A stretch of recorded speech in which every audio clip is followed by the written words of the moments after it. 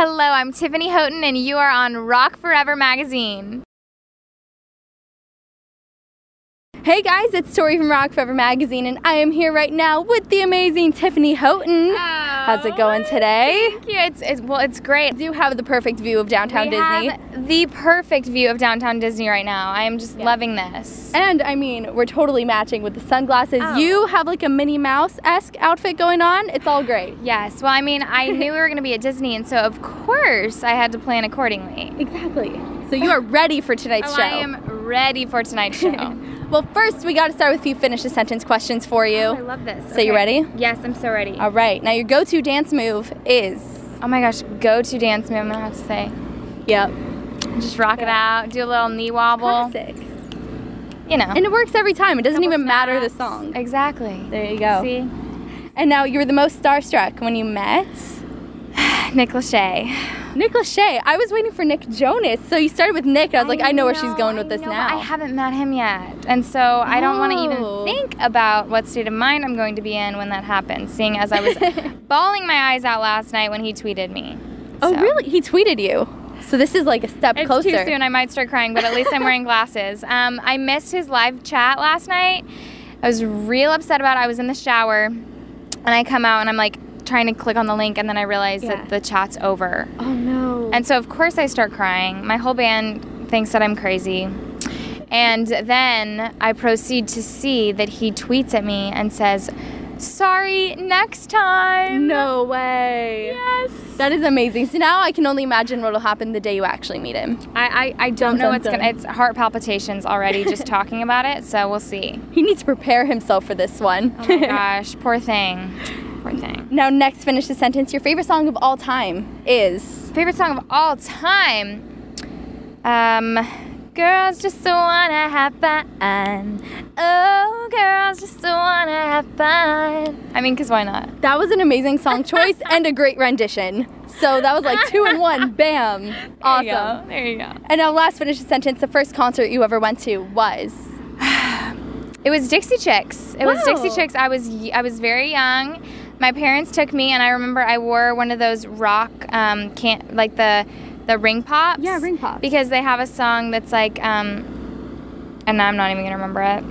I'm going to come back to this. Okay, the one There's song. There's a song that has about put a ring on the finger. And it's definitely not Beyonce's I'm so sorry. ring. No. I'm so sorry. I'm not even prepared, but I know that I was very, very young. You know what the beauty of this is? It's going on YouTube, so everyone watching is going to Google it for you and comment. And they're going to find it for me. Hey, help a girl out, right? Hey, help a girl out. Yes. Yes. And now we got to talk about your music a little bit here. What sparked your passion for music, and how did you first get into wanting to pursue this full time? Yeah, well, actually, my parents say that I was singing before I could talk, so I think that it's something that I was born with, but I've always just been obsessed with music and the way that it can make you feel, and honestly, like, kind of, though it makes you feel like you're not alone, because it's like it makes you feel an emotion, and then everybody else is feeling that same thing all at the same time when they're listening to that song. And so I grew up listening to a lot of singer-songwriters, and in particular Shania Twain, Vanessa Carlton. I love Katy Perry, Taylor Swift, Sarah Bareilles. I'm not sure. Did I say Avril Lavigne? No, I love you did Avril not. Lavigne. I did. So a lot of female singer-songwriters. Mm-hmm. Mm-hmm. And what's cool about you is that your music is so relatable and you're really genuine. And I feel like with teen artists, that's kind of hard to find these days. So in an industry that's constantly trying to push you to be someone you're not, how do you stay true to yourself? Honestly, at the end of the day, I think it's because I keep a journal. And I know that sounds silly, but every time I write in my journal, I'm reminded of who I am. And I think it's because I've been doing it since I was 6 years old. Yeah. And I'm always that same girl, that 6-year-old girl that opens up her journal and writes about her day. And I feel like it's part of that just, I guess, instills a humility in you, because you're looking all around you and you're kind of taking in what's going on. And I also have great parents, so that could have a lot to do with it as well. Mm-hmm. So I've never kept a journal, so I don't really know how that kind of stuff goes. So what kind of stuff goes into your journal? What kind of stuff are you venting about? So I've always said I write because I can't not write. It's such a therapy for me, and a lot of times I think, everybody at different times, we felt different. We felt like we didn't have anybody to talk to. And, you know, it was like always something that I could go and do and write about. And, you know, I don't know why I did it. I just started doing it, and I just didn't stop. Yeah. I wish I could get in the habit of that. You've inspired me today. Oh my gosh. I'm going to go home and start a journal. Good, you should. Oh my gosh, I'll give you a journal before you leave. I have one in my bus for you. Hooking a girl up, Yes, the sunglasses. hooking her up. Come on. And hey, shout out with the sunglasses. If you come into any of the upcoming shows, you could get a pair of these fancy ones too. Oh I'm just yes, saying. this is true. I like to throw them out to people singing my songs in the audience. Yes. And your latest single, The Best, is Yes. out now. Can you tell us a little more about the song and what it's all about? Well, yes, I was very upset when I wrote this song. Okay. So I'm sure you've been through this before, but I was going through this breakup with this guy, and I had found out that he had cheated on me before we had girl. this. Oh yeah. And so anyway, he's like, well, you know, trying to feel good about himself. He's like, well, I wish you the best. I hope everything works out. And I'm like, no. I have nothing nice to say to you. I don't feel like playing the game where, like, you know, I'm not taking the high road here. And so pretty much I just was very upset with him. And anyway, I ended up hanging up the phone, and I'm surprised the pen that I was writing with didn't, like, rip apart the paper. I was so mad. And wow. anyway, This got intense. I wrote this funny little honest song called The Best. Well, that is a very interesting story and a very relatable one for sure. Yeah. And you also have a music video for High out now. I do. Can you tell us what inspired the music video concept and how it relates to the theme of the song? Yes, absolutely. You know, I like I'm telling you now, I have a very broad spectrum of emotions as a female, you know. Yeah, we know. But no, I had gone on a first date, and of course he was perfect in every single way in my head. And so I went home and I was talking to a friend about it, and I said something similar to, you know, I don't know why they call it falling in love, because I feel so high. And I'm like cheesy, hopeless romantic. I love that. And so anyway, so I get off the phone and I sit on the floor and I write out the lyrics and start snapping. Aww. And anyway, I love the 50s and 60s. I think that there's so much to love about that time period, but you know, who doesn't love a cute retro swimsuit and, you know, a little tight-waisted dress on the beach. So so yeah, I had this vision in my head, and the directors were incredible. We did it in Miami, and I'm really proud of the way it turned out. Yeah. So you filmed it not too far from here in Florida. Not too far from here. In paradise. Yeah, exactly, paradise. And speaking of your music videos, you have another video for Love Like That out now, which was so fun for me to watch. I loved that video. Oh, good. So what was your favorite moment from behind the scenes of filming?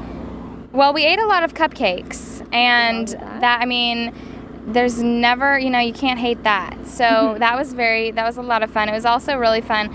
Actually, the day before, we're like going to different Goodwills, finding cute little special pieces that have to go in the video because I'm crazy and everything has to be symbolic. And, you know, anyway, so it was a lot of fun getting all the different pieces and props that we use for that video. Yeah. So speaking of symbolic props, what kind of stuff is in there? What kind of hidden things are in the video? Oh my gosh, so many hidden things. I love butterflies. My parents said that one wing on a butterfly represents working hard, and the other wing on the butterfly represents being nice. And they said if you do that, you can do anything. And so butterflies are a big theme in my life. And so I had butterflies up on the wall that you can see. I had an old record player that my manager and I, when we first started working together, would listen to, and she'd cook for me. And in Nashville, they're just, I don't know, there are a bunch of different little symbols throughout the video that are special and important to me. I guess people are going to have to go back and watch the video now and find them all. Watch it and find these things. Yes. And you've been releasing singles throughout the year, so are there plans for a full-length album anytime soon? So like I was saying, I love the 50s and 60s, and one of the reasons in particular is I love the way that the music industry was run back then, and it was very single-driven, and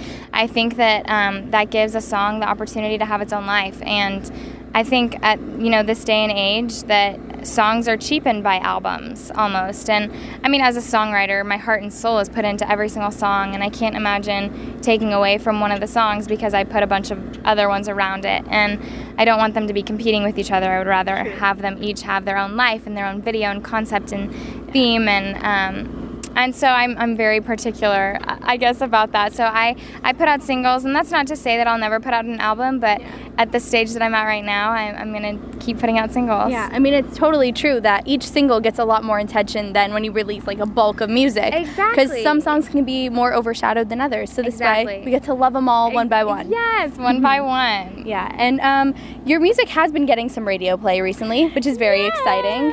So what was your reaction the first time you heard one of your songs on the radio? What was going on? What's the story? Oh, well, don't even worry about it. I posted 7 videos on my Instagram of me crying and dancing and freaking out. So we captured it all. Oh, it was captured. And I now realize that is semi-blackmail for most people. I mean, for the rest of my life. But I mean, no, the thing is, I mean, I will never feel that way ever again. That's been a day that I've dreamed about my entire life, getting played on the radio for the first time. And honestly, I just sat there and cried so hard because it's like, you know, you have these flashbacks of all these different times where you worried if that was ever going to happen or not. Yeah. And then for it to happen really was just an incredible thing. Yeah, that is a big moment in your career. And now I'm going back on your Instagram to find this because I can only imagine how amusing it must be. You're gonna laugh so hard at me. I mean, obsessed. I was so excited. It's cool that you captured it though, so you'll have that memory forever. Exactly, forever. Yeah, forever. And you are also on tour with MKTO right now. I am. So what has been the most memorable moment of the tour thus far? Most memorable moment? Gosh, there have been so many. I'm going to say the feeling that you get before you go on stage every night.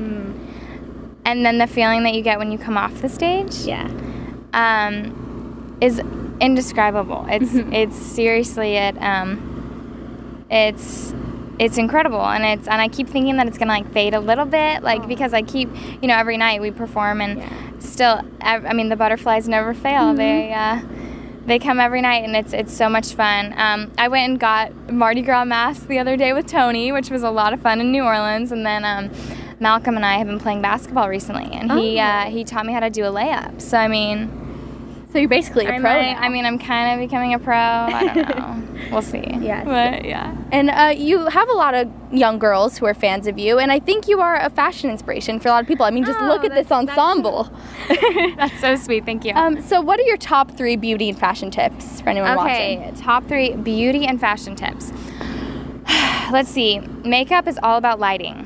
It's all about lighting. I will not do my makeup unless there is natural lighting on my face. You got to have lighting on your face and not lighting behind you. Okay. That's the number 1 tip. I would say, oh my gosh, get enough sleep. I think that honestly more than anything contributes to, I mean, the way that you feel, the way that you look, I mean, the whole thing. I would say sleep is a huge thing. Let's see, was it beauty and fashion tips? I mean, I'm very influenced by, you know, the 50s and 60s. I love feminine little things, and I love high-waisted shorts, and I'm very into that. I would say, though, more than anything, it's about the way that you feel, and I know that I feel so much more confident, and I feel so much happier when I feel good. And I think at the end of the day, if you feel good in what you're wearing, then you should wear it, and it doesn't matter what people say. And if you love the purple lipstick you're wearing, then you should wear it, you know. And it's all about the way that you feel. And at the end of the day, that's I mean, typical girl, right? Yeah, perfect advice there. Nailed it. Thank you. And what are your plans for right after this tour? After this tour, so we're working on radio right now. We'll be doing a little bit more radio promo after this tour, and there are a couple other tours pending, so to be announced. All right, looking forward to that. So tours means a lot of your fans get to come see you very soon. It's so fun. I love it. I absolutely love it. Well, thank you so much for hanging out. This has been awesome. Yes, it's been so much fun. Absolutely. So much fun. Yay. And everybody watching, make sure you check out Tiffany Houghton. You can find her music on iTunes. Subscribe for more interviews, and I'll see you next time. Bye. Bye-bye.